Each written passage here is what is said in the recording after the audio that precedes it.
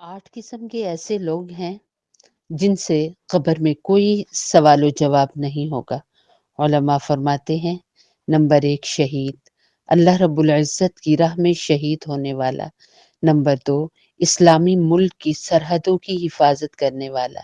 Number 3 مرض طاعون سے وفات پانے والا۔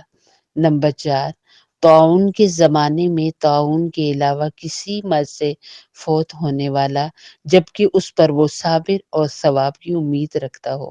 نمبر 5 صدیق، بہت سچا۔ نمبر 6 بچے، اور نمبر 7 جمعہ کے دن یا رات میں فوت ہونے والا، اور نمبر 8 ہر رات سورۃ الملک پڑھنے والا۔